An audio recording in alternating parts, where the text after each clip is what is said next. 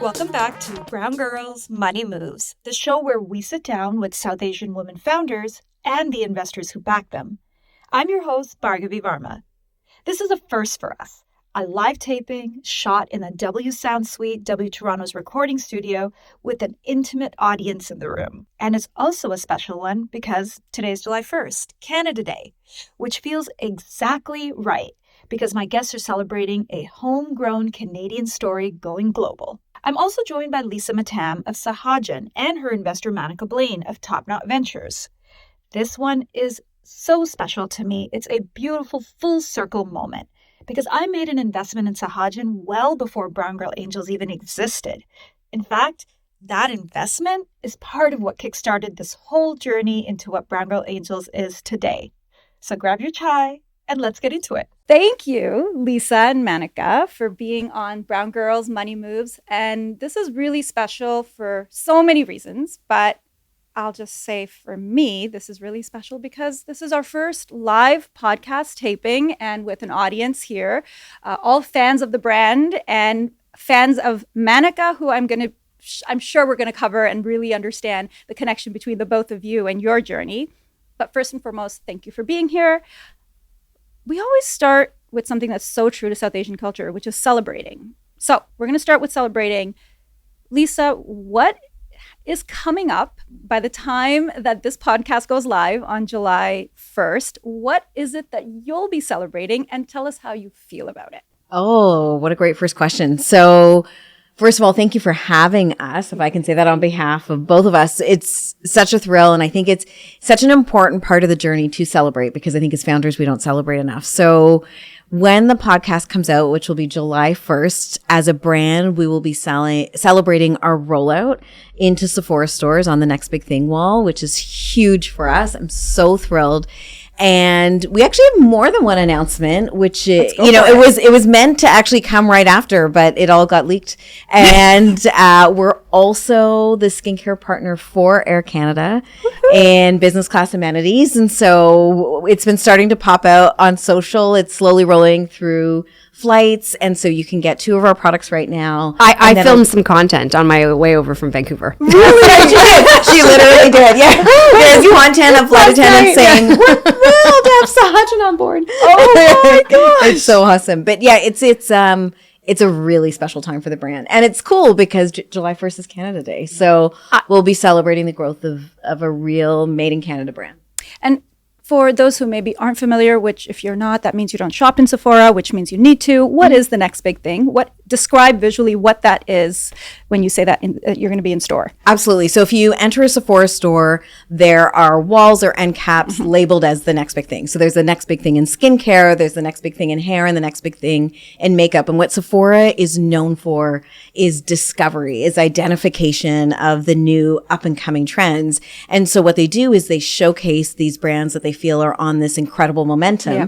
They showcase them on the wall for people to discover, for people to try. And then what you start to see is as you see brands with, long shelves, they all started at that next big thing wall and slowly moved, or fast moved their way through the store. And it's really Sephora's way. And what they're so great at is identifying those, innovative brands that have this incredible ability to find white space in a very, very crowded beauty industry. And this is an evolution. It's not Sahajan's first step into Sephora. Right. So Sahajan's been online for a while. So if you could share a bit about how long have they been online and kind of that journey. Yeah. So we launched online 2 years ago, which it's hard to believe because it feels like it was in some ways yesterday and in some ways 10 years ago in the sense of, the investment and the importance of the partnership. We launched March 2024. We came in, with in some ways unknown expectations. I don't know if that's the right way to say it, but I remember having my fingers crossed when I received our first sales report, and 4 weeks out of launch, we were sold out. And then it just continued from there. We had multiple sellouts in the last number of years. Last year, we launched our Golden Glow Eye Balm, which is a ghee-based, gorgeous eye balm. And it was the #1 eye product at Sephora. And so that's including all the eye products that are available at store. So we were the #1 on .ca. And it's just been really a series in the last 2 years of building momentum, creating community, and these really unique achievements that I think put us in a great place to start in store. Because now when we go in store, what we're hearing from people even in store who work in the store, the beauty advisors, is that people are coming in and asking for us. Okay. So now we'll finally be able to say, yes, we're here. Manica, as Bhargavi, an investor, isn't this a dream to see this kind of an evolution when you're invested in a brand at the early stages? Before we kind of get further into the journey of, Top Knot and all of that, let's kind of back it up. And just in this moment, exactly like what Lisa said, we have to stop and just be excited. What does this feel like? You're sitting here. She's on the cusp of being in store in Sephora, the Air Canada partnership. What does it feel like? It just feels like there's been, for me, I have 15 businesses that I've invested in Top Knot Ventures, which is my own fund on my own balance sheet. And, when a brand like Sahajan is having this moment, it just feels like all of the things that you thought going into an investment, there have been many successes along the way, but this particular moment feels like it's happening. It's really all happening, and that the happening of the right now is the result of all of these efforts. There's never any one single silver bullet, right? Right. And so it's just that feeling of seeing it all really come together, and it's very exciting for me. Why is getting into Sephora important?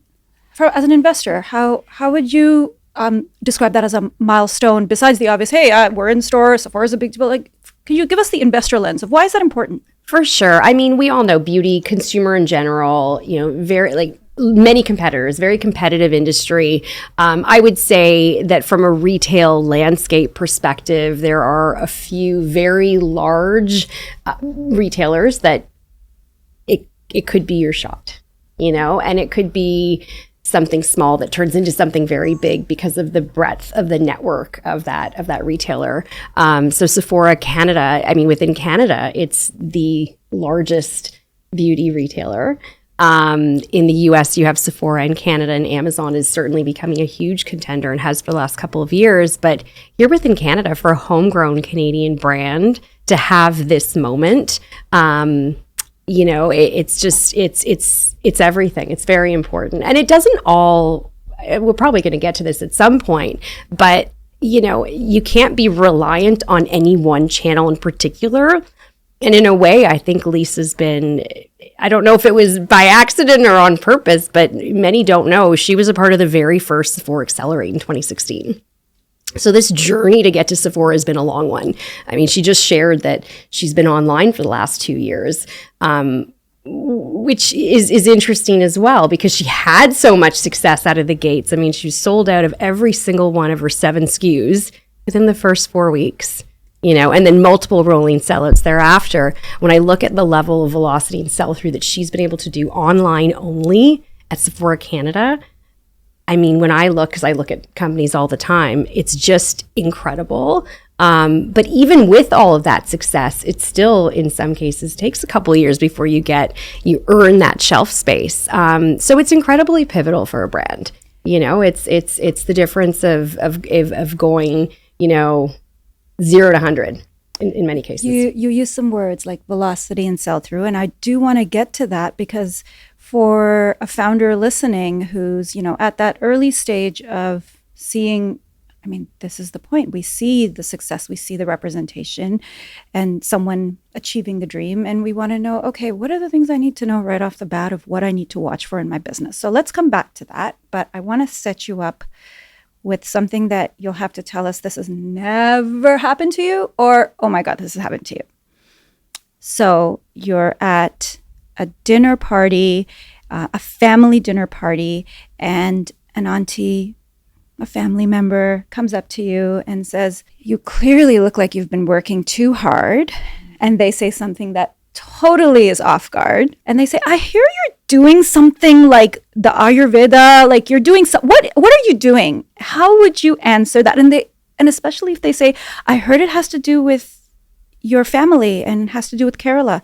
How do you describe to someone who knows absolutely nothing about Sahajan what is Sahajan at the core, and how would you describe that? Great question. And that did happen recently. Are we surprised? And what's funny about it is, we've talked about it. I've been on this journey for a long time, and somehow my parents' friends, I think, found out in the last 3 months. And so it's been a series of questions. But what Sahajan is at its core, in some ways it's an homage to the way that I was raised, my parents being from Kerala, which is in the south of India. And it's really the epicenter of Ayurvedic study. So I remember meeting a Vogue editor and talking to her about Ayurveda and her showing me a picture of this retreat she was going on, and me being able to very concretely say, like, I know exactly where that is. And I can tell you how close it is to the house in which my dad was raised. Wow. And so, Kerala and Ayurveda are inextricably linked. Mm-hmm. And what this was when I decided to go clean with my beauty, which was incredibly important to me, I had a few insights. One was I asked myself, for me and for others, why had it taken so long?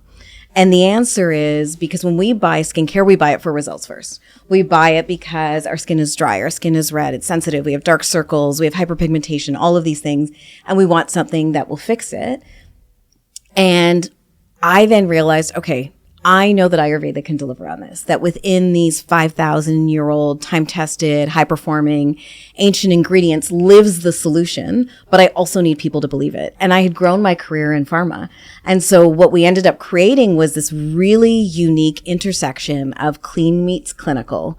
And the underpinning is this history in Ayurveda. So we've seen so many brands, put some turmeric into something or find an ingredient like bakuchiol, which is called bioretinol. So it's like a similar to performing retinol, but that's been existing in Ayurveda for years. Pregnancy safe, by the way. Yes. Really? Yes. Okay. And so now what you have is this unique, again, clean meets clinical. We were one of the first clean brands to ever invest in clinicals. And it was to show people that Ayurveda could stand beside any conventional product and give you the same result. But at its core, it was founded in this ritual and this history that meant so much to me. What do you mean by clinical trials? I think that's an important thing. And I think we also live in a world in beauty where a lot of words get tossed around. Some are marketing, some are not. But why don't we ask the expert? What do you mean by clinical trials, and why is that important? Absolutely. Great question. And so having come from pharma, it's different, right? If you're in pharma and you're making a drug that you're going to, put in your body, you have randomized controlled trials and all of these things. Cosmetic clinicals are a little bit different. So typically what it is you go to a clinical research organization similarly, but it's typically 35 participants. You go to them and say, this is what I want to measure for. So for example, with our hero products, our Radiant Serum and our Nourish Creme Ratio, I'll use those two as an example. We wanted to specifically look at the minimization of fine lines. We wanted to look at hydration. We wanted to look at skin tone. And so what they actually do is they put together a protocol. These individuals, participants sign up. They commit themselves to not using other products. There's a washout period. They go through the 6 weeks of use and then they measure. So with our Radiant Serum or our Nourish Creme Ratio as an example, they would measure the fine lines at the 6 week point, at the 4 week point, at 0, 4, and 6 weeks. And then they look and see what the difference is. And so that is a cosmetic clinical. And the reason that it's so important is when I first started walking and thinking about Sahajan in the early days, what I was seeing at big department stores was, these larger brands having these little placards saying, 87% of people had a minimization in fine lines. And I thought, if we're going to be where I know this brand is going to be, we need to be able to say things like that. Right. And we need people to believe, because intuitively, I think we all know we should be healthier. We should be eating cleaner ingredients. But to show people on the other side, this is what it does, that's really what takes you sort of over the gut feeling to. Investing in is a good segue. Manica, tell us about Top Knot Ventures and tell us about your journey to starting Top Knot Ventures and what it is today. Oh my God, how much time do we have? Let me do the accelerated path. I started my career in investment banking, so numbers, finance, that piece of it has always been sort of very much rooted at my core. Went from investment banking, focused predominantly in consumer and retail. I went into private equity for the next chunk of my career. And unlike venture capital, when you're taking little equity stakes in businesses, investing little equity stakes, private equity is when you buy an entire company. So very, very different style of direct private investing. So did that for 5 years, and along the way met some Lululemon executives. interviewed for a role there, didn't take it, but stayed in touch with many of them. And a few years into our friendship, and into my journey in private equity, I was approached with the idea of leaving private equity and joining forces with a few of these executives to start an early stage venture fund backed predominantly by operators. The vision was very much Andreessen Horowitz, but for retail. So a firm built by operators for operators, but they needed like one finance person, right? Like one person.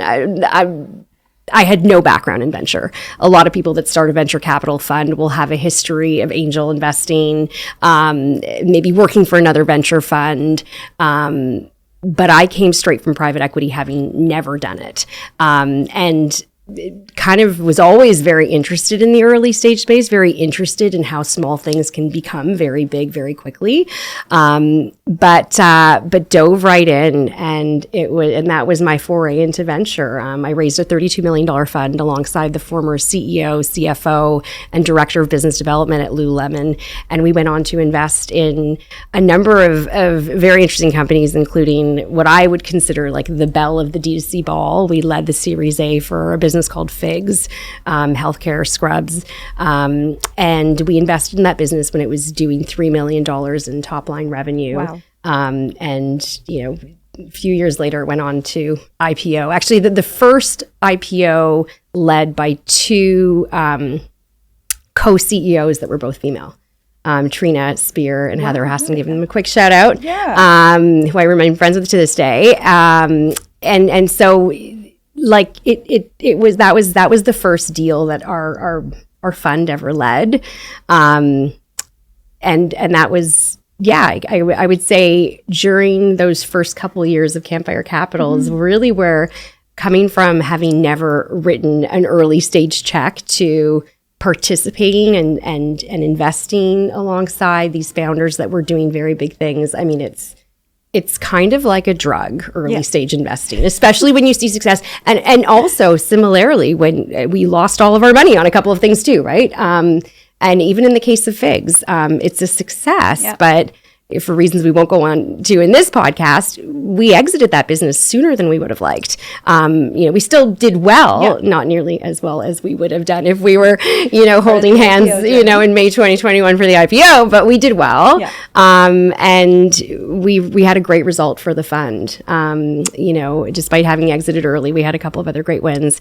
Anyway, 4 years ago, after Campfire and after taking on a role, family investing for direct investing for a large family office in Vancouver, and then a venture partner role at another consumer-focused fund, I had this moment. I had 2 kids under 2. You know this story quite well, and I wanted to do it for myself. I was kind of over telling a room of people what I thought would make a great investment, and I was like, I have the networks. I was an OG. Why don't I get back in the pit and start doing this, but on my own terms, with my own capital. So Top Knot Ventures is my own capital. It's my own fund. I don't have any third-party investors involved. When I write a check, it's really just all me. Oftentimes I'll bring alongside investors, former LPs, former investors in my other funds, really strong relationships with a number of institutional partners out there as well. And so that's it. I've written 15 direct investments in the last 4 years. And recently, last year in October, I had my first exit. So that one exit returned 2 times everything I deployed over the last 4 years. So in the world of venture capital, there's something that we measure called DPI, distributions to paid in capital. And it's okay, you're writing a bunch of checks, they're valued at a bunch of but are you actually returning capital? Are you actually producing a return? And so for my little baby fund to be at a 2x DPI within a few years was certainly a sort of okay, maybe I am kind of good at this. Wow. Maybe I do know how to choose them. Maybe I do know how to help them. And it was very validating for me. To a founder listening, they're going, if she sees something in this brand in whatever they're building, that might be a good sign. So it's actually a good place to ask this question. How did you two meet? How did this come together? And I love this story. Sorry, I don't mean to. No, you tell the story. Well, it's incredibly special for me because the very person that connected us is turned into a dear friend of mine. We've invested in a few things together over the course of the last few years. I met her even before I started Top Knot Ventures, and she happens to be celebrating her 60th birthday this weekend, which is why I could fly in for this and schedule it all around. And so she's got a farm up in Creemore, and she's having a number of people up to celebrate her birthday. And shout out to Catherine from Wenderment Ventures. Yeah. Catherine was the first investor in Nix, which is another beloved Canadian-born brand and story. Yeah. We've turned into great friends, and she introduced Lisa to me while I was a venture partner at another fund. So this is pre-starting Top Knot Ventures. And I actually remember our first conversation. I do too. As I close my eyes. I had just given birth 3, 4, 5 months ago. It was like within the first 6 months of Wesley, my youngest, being born. I remember that day in particular was a tough day. For anybody that follows me on Instagram, I think I even posted about it because it was like here's all the that happened today. I don't know if I'm allowed to go for it. Wesley had he shat all over me, essentially. It was terrible. It was a terrible moment. I think we had our call shortly thereafter. So it was you kept the call. You know what? It was in the calendar. It was in the calendar. And so this would have been 2021, fall of 2021. And I remember Lisa telling me a bit about her business, the story, that she had her first viral moment when Oprah decided to call her turmeric, mask her favorite thing to do during the pandemic. It was a great story, by the way. Nothing wrong with the story. And so how many years were you into the business at that point? 6 years? Yeah, I was, because we launched at the end of 2015. Okay. So 6 years. Right. 6 years. And at the time, maybe because I hadn't yet really dove deep into beauty yet, I hadn't yet even, written a first check into anything beauty. Or no, I had Iris and Romeo. So maybe not skincare. I had Iris and Romeo, which is makeup meets skincare. I don't know. There was something about it which it still felt too niche to me. In venture capital, oftentimes we're looking to chase outcomes that are very large. We're looking to a large TAM, total addressable markets. We're looking for big outcomes because we are writing so many checks that we know that 90% of them may not do well at all. And so the 10% that do well, they need to do really, really well. And at the time, and hearing about this business that, had just come off of this great moment and there was possibility and the world's your oyster, it still at the time felt too small for me. And I remember telling you, and I'm so embarrassed to admit this today, but we're friends and we can be honest. I was like, there's nothing wrong with having a great lifestyle business.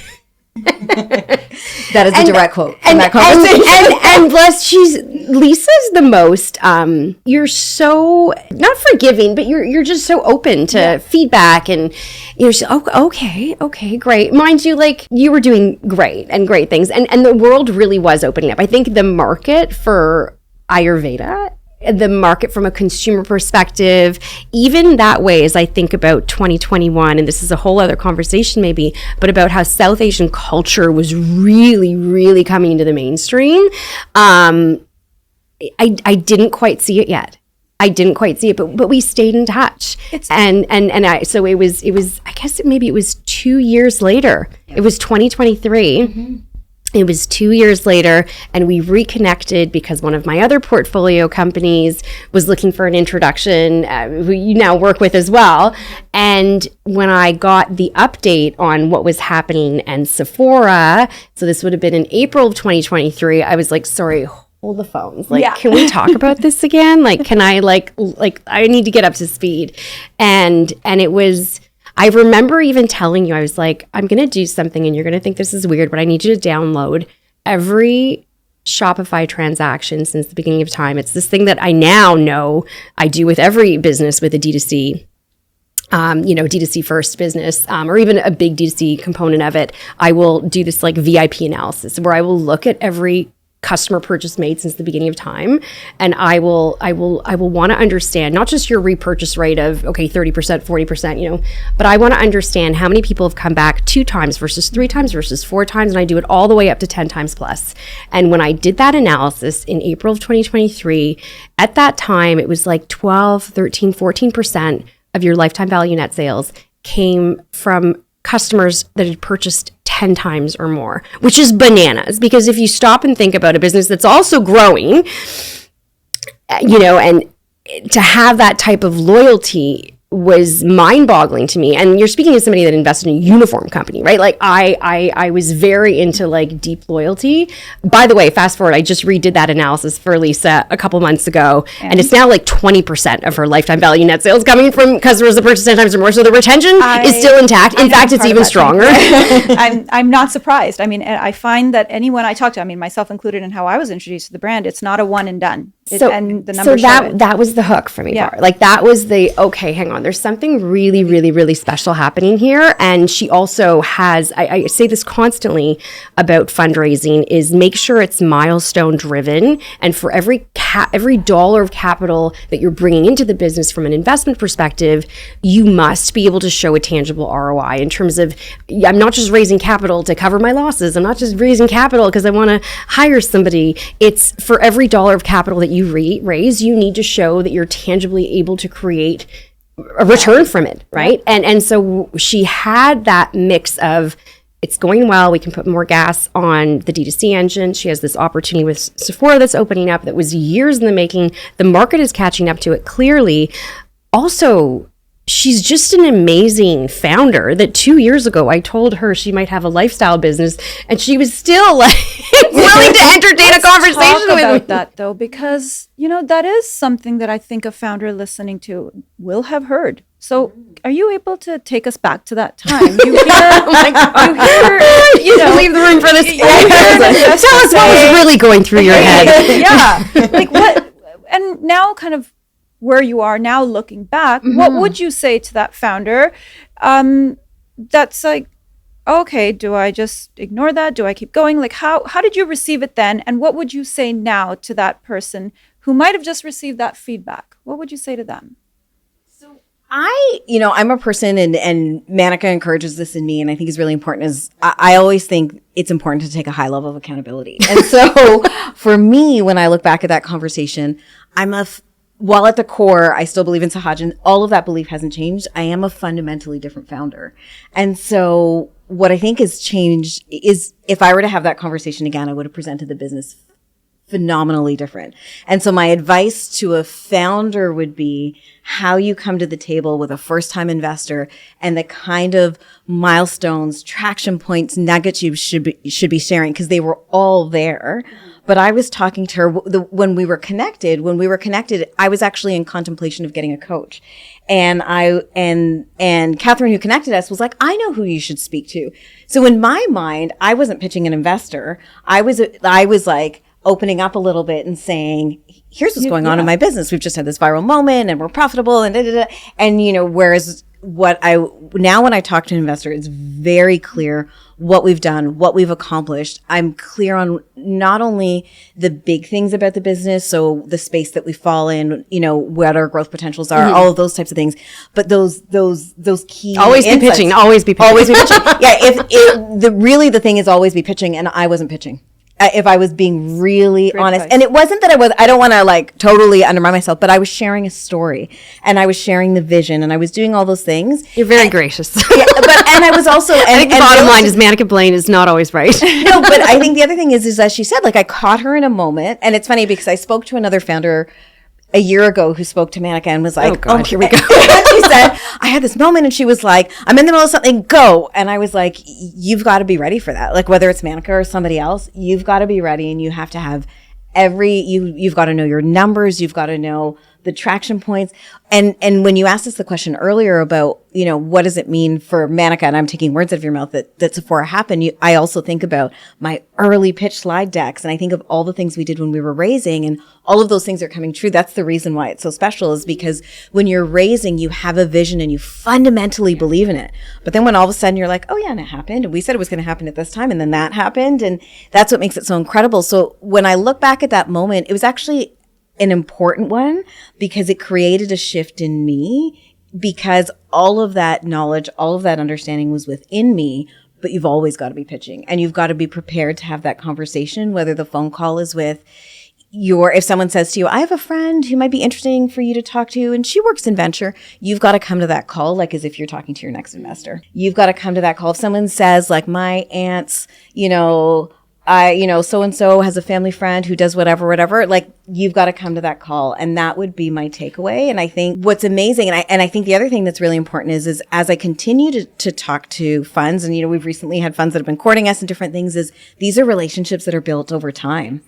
They're built. I was just going to say, no is not no. Sometimes it's not yet. It's not yet. To an investor. And so, and it's important to be cultivating those relationships. And now, when I think about some of the different people that we're talking to and the people who have interest in the brand, these are relationships that I'm consistently cultivating, because I know that there are giants in beauty that we want to be involved in this business, but they're not going to believe in me the first time that they want to see the journey. They want to see the evidence. They want to see the traction. But every single time they interact with me, I need to present, those increasingly meaningful milestones. I'm hearing a lot of nuggets in there. Well, first of all, it's not a no, it's just not right now, and stay in touch. Mm-hmm. And the reality is, when we were talking, I wasn't pitching. I wasn't planning on raising. And so, but it doesn't matter if you're not raising, you're always in pitch mode. You're always pitching. How do you offset that with a lot of the emphasis in angel and venture about tell your story? Because we do hear that a lot about in pitch deck writing. What is your story about founder fit? Even it's kind of brought up. So how do you offset those two aspects of how you come to the table to an investor? I think you're always telling a story. I think we're saying the same thing. Fundraising is storytelling to me, right? It's painting a picture of a world that doesn't maybe yet exist, but is going to exist one day. And here are all the things that I've done to get to this point in the journey of where I am right now. And here are the things I'm doing real time to get to that, to get to that future point. So no, I think we're probably saying the same thing. I think that just in that moment, as you were telling me what was happening, you were sort of, and I'm trying to remember back to that moment. I was what I would say is I described the brand earlier as like clean meets clinical with this underpinning of Ayurveda. And what I've often said when I've been in larger audiences, I wanted to hit people both at their heart and their head when I think about the brand, right? The heart is Ayurveda and the head is the clinical piece.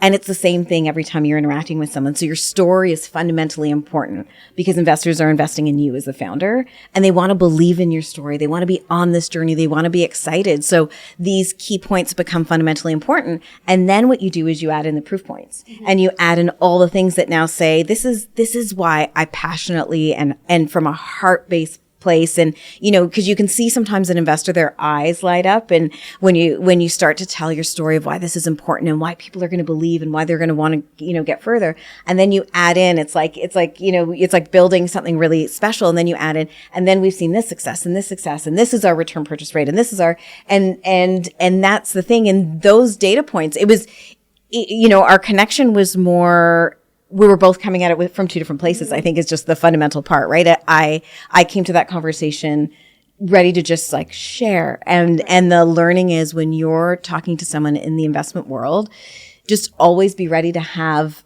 that conversation and the details were there. And I think the other piece is, as Manica talks about, I wasn't pitching and I wasn't raising at the time. And what changed 2 years later was that we did have this, I was getting ready to launch at Sephora. Mm-hmm. We had just signed a partnership with Marriott. And so we were in-room skincare amenity partner for the Ritz, the JW, the W, all St. Regis hotels. And that meant two fundamental things. Yes, it was great for the brand, but it also meant Ayurveda had arrived. Mm-hmm. And that was a very important thing that needed to happen. And so those proof points become part of the flywheel that really builds the brand. And so we needed those things to happen, and I needed those things to happen for us to go into raise mode, and knowing then, like, okay, now I'm going to take, and here's where I can put the gas in the tank and really take us even further. But that's different from when we met, which was just sharing. The market had fundamentally changed from the market being ready now, really, for Ayurveda on a global stage. That had arrived for sure.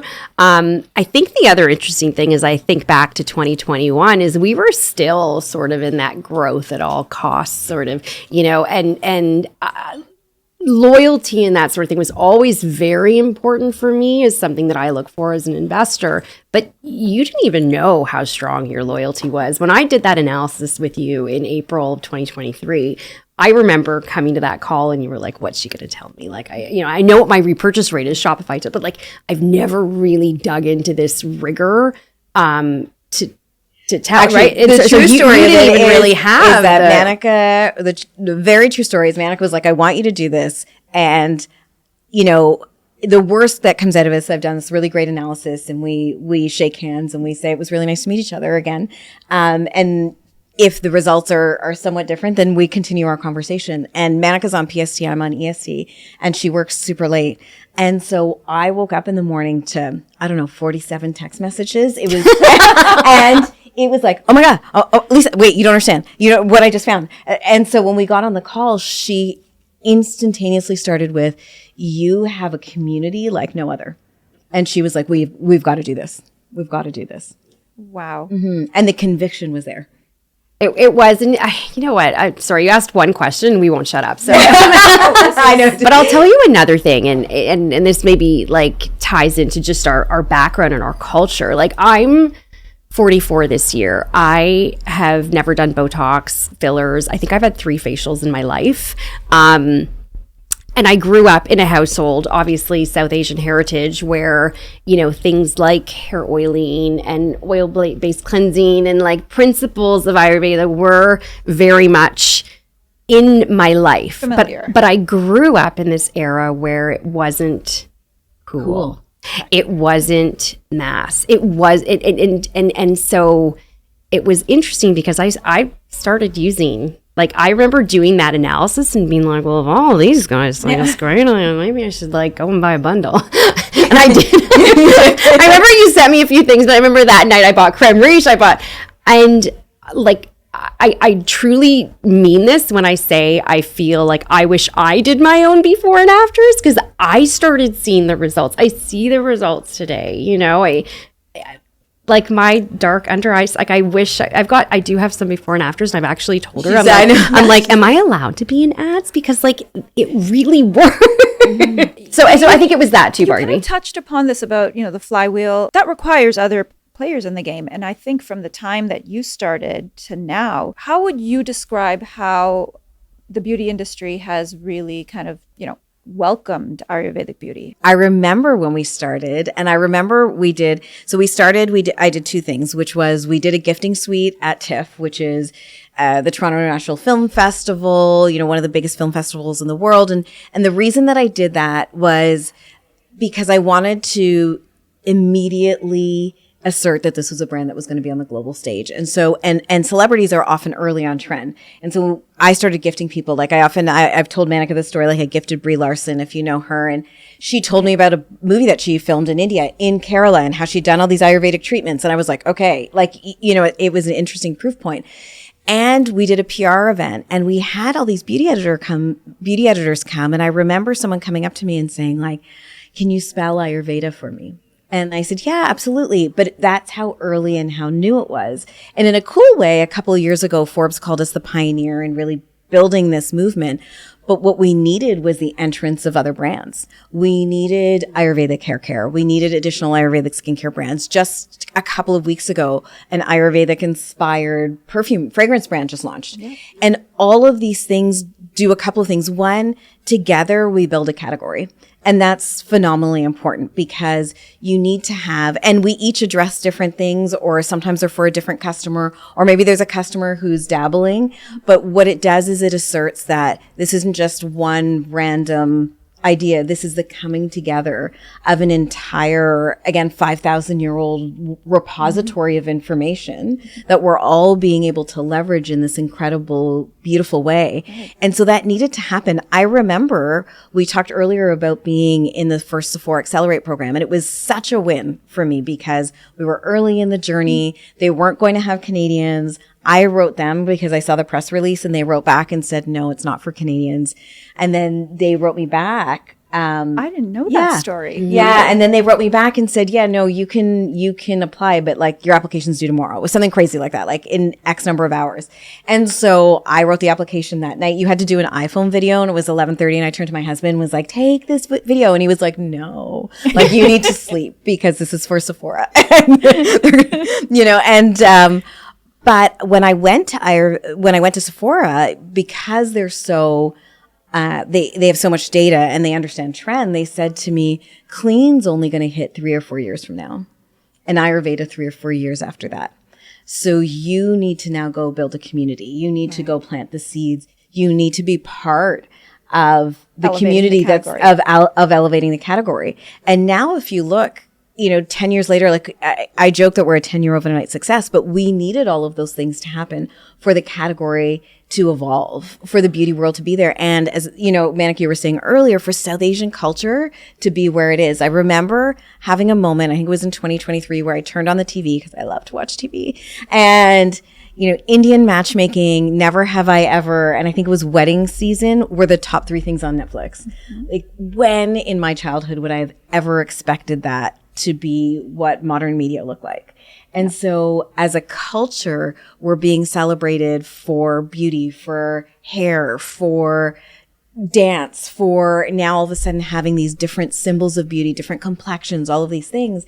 It's a time where I think in general, we're also being seen in a way that we haven't before. And so all of those things needed to happen in order for the category to be embraced. And it kind of goes against what we think of. And I think is culturally, maybe many of us have heard this growing up, that there's only room for one of us. This is a great example of, no, you actually need a lot of us. Yeah. Is there just one K-beauty brand? And this is exactly it. Mm-hmm. So as an investor, I mean, you come in early, you come pre-seed, seed stage into consumer brands.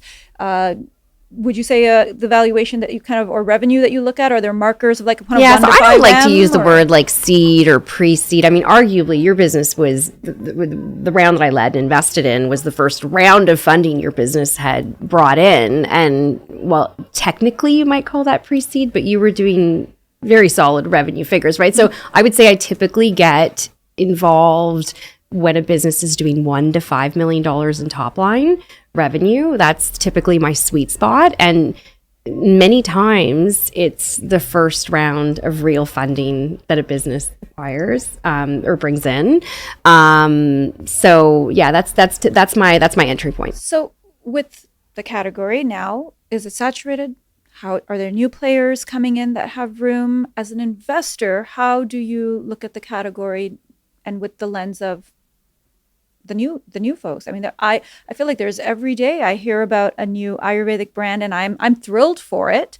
But I'm curious as an investor how you look at it. You know what? It takes a number of brands to build a category. Awareness of the category, that's expensive. When you think about awareness of Ayurveda, and I mean, I don't know if you've shared this publicly, but we did that VIP analysis. So I think we surveyed 200 of the top Sahajan customers. They are ride or die. It's. I'm not going to. I know them by name. We both know them by name. Like Debbie and Karen, and I mean, they've purchased in some cases 54. It's just insanity. So into the brand, they gifted. They're just these hyper loyal community members. And when you surveyed them, 84%. 75% were not South Asian. So here's the thing, what seems like niche is resonating with a much broader mass audience, which is no surprise. I mean, yoga is not something that just South Asian people do. So I think there's that piece of it. It's actually a much larger market, and it's not that the Ayurvedic market, beauty market is, 1 billion or 4 billion. It's actually the global skincare market is the market that I look at when I think about the stage on which Sahajan plays. And I think that because of the awareness of the category, multiple entrants are coming in some cases going as well, right? That happens. But I think that I applaud and I get excited about new groups coming into the category, because to me, it just validates the opportunity, it validates the demand, and it's another partner through which you can continue to wave the Ayurvedic beauty flag. And, I'm really bad at sayings. If my husband was in the room, he'd laugh, but what is it, all ships in the night? I know, or it's like all ships rides, all tides. You know what it is. I'm the same. All tides lift all ships. Everyone knows what I'm trying to say, so I'm going to stop. I know. But you get it, right? It takes a rising tide lifts all boats or ships. Thank you. A rising tide. We are clearly frustrating someone who's listening right now. Stop screaming at their iPhone. Why can't you guys get it? So no, to me, it's actually the opposite of concerning. It's very validating. And it's very telling. I would love to go back to the community piece, because we are in a time of community is the end all be all, even from an investing point of view, whether it's community tech or just even looking at that as being so integral to the brand. You talked about this earlier about just understanding how loyal customers are. As a consumer brand starting out, how do you build community beyond the here's my product? You talked about sampling at TIFF. You talked about taking some PR. To the founder listening and going, I'm a small business and I am hearing what Manica's saying. It's not too late to come to the game. I have something unique. I got to build community. What are the 1, 2, 3 steps of doing that? I don't think I intentionally went and said, I'm going to build a community. Well, you have 1,200 followers. So clearly not. Okay, but I don't think I went out and said that. I think I took the lens of I need to be as close to this brand as possible. I need to be as close to the customers as possible. It's not unusual, and I think sometimes now frustrating to our team that it's not unusual for me on a weekend to answer somebody's DM and then everyone's like, great, Lisa just promised them something. And now we have to go do it. But I always started with every time our customer buys something, they're investing in my vision. And so I have been close to customers. I talk to them. I respond to phone calls. I do it less now because also there's people who are better equipped. And, as a founder, one of the hardest things to do is realize where your time is best spent. But I still talk to customers. We talk about surveying our customers. I did calls with our top 20 customers. I did what I thought was right intuitively, and that's what built the community.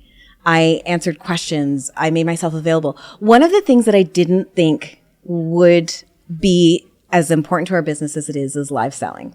So I'll give you a little bit of background. I've been on the shopping channel before. It's been a bit of a journey.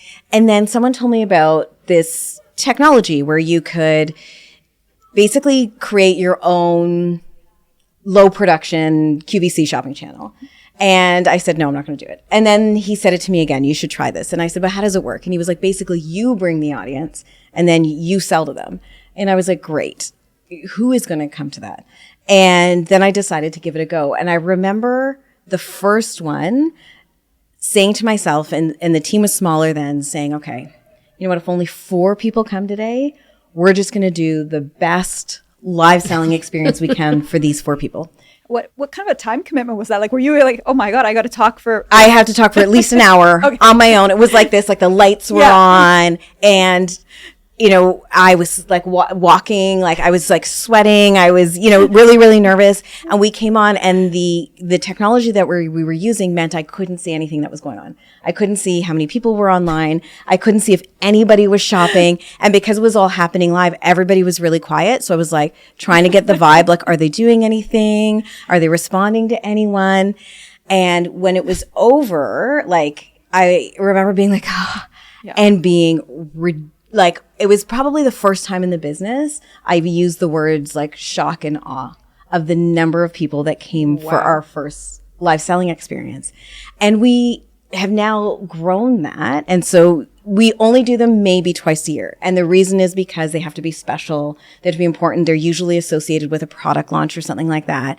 And now it's something that we do. But I actually think it's one of the most fundamental ways we've been able to build community, because it's come join me on this Monday night. We're going to launch our new product. I'm going to tell you why I made it. I'm going to tell you what's in it. There's a live chat. Like, we did our last one. I think there were 1,200 people. I don't know what, I would have done on a Monday night. I don't know that and 1,200 people joined us online. Wow. The chat was off the charts. We have 2 people on our team just responding to chat. The community members are talking to each other. Oh, someone's like, I'm not sure if I should get the golden milk cleanser or the essential cleansing oil. And someone else is jumping in saying like, well, I use the cleansing oil for this.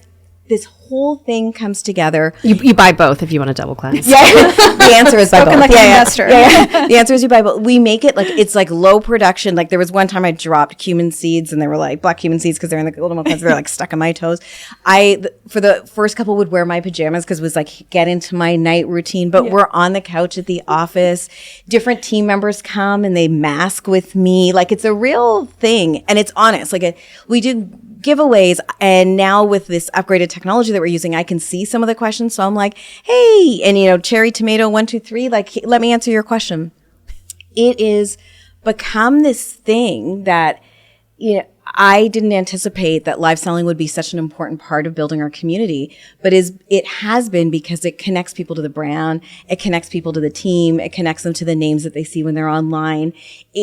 I think a customer told me that when she comes to the live selling, it makes her feel not only a part of our community and connected to me, but it's like I'm standing there right in front of you and showing you how much I believe. And I put my hair up in a ponytail and I take all my makeup off, and you see my skin and all of its glory and its hyperpigmentation and the dark circles.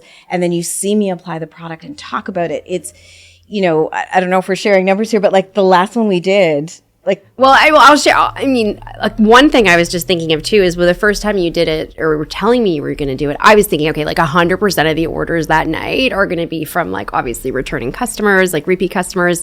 And in the last live sale, what I thought was really interesting, now, and this could be a customer that we've acquired from Sephora that's now shopping on our site. It could be that they found us at Credo or Detox Market or somewhere else, or well.c. You're in a few different channels.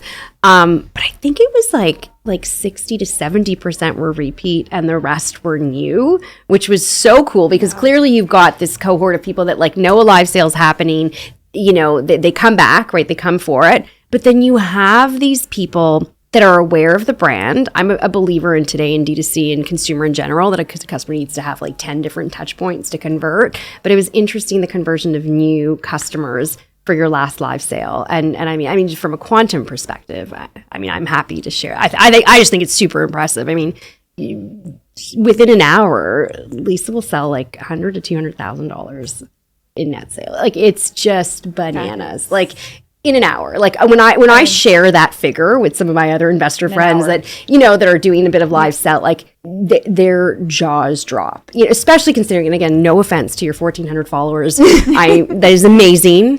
Okay. Everybody has to start somewhere. Yeah. But like, it's not like she's a celebrity with 2 million. Like, do you know what I mean? You're not doing the founder content creator life. No. Right. You should do a bit more of it. That has been the biggest. But it's just this year. It was like, Lisa, grow your brand. But it's the brand. It's the brand, right? And it's done with very special intention. If we did a live sale every month, I don't think we would yield, the same kind of results. They're special. They're meaningful. We make them special. We care about them. But it's like, it's nothing scripted. Right. Whatever happens. We answer the questions honestly. We roll with the night and how it goes. Part of the creating of community. You're just showing up as yourself. It is. You're showing up as yourself. And one of the things, I interviewed our top 20, and there was a woman who said to me, like, I know all of your competitors, both in Ayurveda and in clean clinical. Like, she knew the category. She was a finance person. And she said, one of the reasons I shop from you is because I feel like if I saw you on the street, you would say hi to me. And I was like, 100% I would. But I think there's that personal connection that I was just pouring my heart into the brand that became some of what created that community, or a lot of what created. Well, that makes me obviously say, what's next? I mean, Air Canada, Marriott, Sephora, is there any place left? What's next for the brand? And the thing I will say, and I've said this offline to Manica, there's investors that write a silent check, and then there's investors that you literally feel like you can call or text 40 times or any number of times, and they're truly in the business hand in hand with you. So I guess in that sense, I'm asking both of you the question, what's next for Sahajan? I want to go back to what you originally said is that there are people who write silent checks and there are people who are more involved. And I think one of the incredible things about the relationship we've created and the way that the relationship has evolved is how deeply intertwined we are. And so when I think of your community and what you're building as an angel network, it is so critically important to not just have dollars, but to have knowledge and to have people who will advocate for you, to have people who will open doors, but to have people who will write the emails that you can't write and say the things that you can't say, but will also call you when they're like, hey, by the way, do you know where you're tracking for this month? And because you need that partnership and you need that critical understanding. And as a founder, I dream about the business. It's constantly in my lives. It's in my kids' lives. If you've ever seen that Instagram where it's like you can tell a founder because they're in a toxic relationship with their phone. Like we have pictures of me in Banff, like climbing and like texting at the same time. And so the one thing I would say is that your earlier point was extremely valid, and I think an important one to take away for the community. What's next is, there's so much more to go. And when I think of my ultimate vision is to meet the customer where they are. And what we've learned over the last number of years is that, as you said, 75% of our ride or dies are, biggest VIPs are not South Asian. And we do have an incredible South Asian customer base. So what that means is that the capacity for this brand is large and wide. And when we think about the Sephora launch, it's starting with Canada. Yeah. We were looking at some of our printed materials about the launch. And one of the things I wrote in the letters, to our we're actually gifting our VIPs to say thank you for being on this journey with us. And what I wrote in the letter was from Canada to the world. Like this is as much a celebration of South Asian beauty as it is a celebration of Canadian business. It really is a Canadian darling story. It really is. And there's so much of this story still to be written. And there's so many more borders for it to cross and grow. So incredible. That's what I see ahead. Top Knot Ventures. I mean, you've 2x'd on DPI. Do you just calling it a day and moving to a private island? What's happening? No, you know what? I will say the exit taught me, and I was just in New York last week doing, amongst other things, I had lunch with the founder that exited her business. And the exit, and that was a business where I was also very entrenched, playing a fractional CFO role, even post acquisition. Now I'm a very close advisor to the acquirer now, to the business, and still actually updating the financial model every month, which I love, by the way. I know you can't take the investment banking analyst out of me, even like decades later, clearly. But I mean, for me, it was very much like quality over quantity, and just being careful about where I'm spending the resource of not just my capital, but my time and energy, and how, when coupled with the right opportunity at the right juncture, there can be a real unlock there. And so it really made me double click on my portfolio, on my business of 15 active, remaining companies. And I was like, where should I be spending my time? And there are a couple of businesses in my portfolio that's similar to Sahajan are at a very critical juncture. So I have been resisting the temptation. In VC, it's almost like, shiny object syndrome, where it's sort of like, oh, I want one of those. I want one of those. Like it's addictive, right? Yes. Investing. But I've actually been holding back capital to really invest both capital and energy and time and focus into what's the existing portfolio. So I'll probably still write another check or two this year, and I can't stop. Can't stop, won't stop. But I think I am just spending more time with the businesses in my portfolio that are at those pivotal points. And you've built a beautiful career that's on your terms doing that. You've created like this wonderful, I'm not using the B word, balance. I don't like that word because that doesn't exist. Coordination. Let's use that. And you're living this life on your terms. And I think that for women who are at these kind of junctures in their career where they're looking at and we have those conversations a lot with women at Brown Girl Angels of hey, I've been doing this for X number of years. It's the now what? How can I pay it forward? How can I give back? How can I be involved in something that feels exciting again? There's so much, I think, of what you're doing, whether it's investing at an early stage, really going hand in hand in what you believe in, doubling down, and then doing that while also having the joy of raising a family. I think you've really created a model that is beautiful, and I think it's really inspiring for so many. Thank you. Time is precious, right? I think how you spend your time matters. Yeah. First, happy Canada Day, and I hope you enjoy this, and I hope you go into Sephora and pick up all the Sahajan products, but also leave some for the newer customers, because the next big thing means new folks need to try it as well. Thank you so much. Thank you for having us. Thank you. This is very exciting. And we are about to head out to a part 2. So catch us on social to see how it all turned out.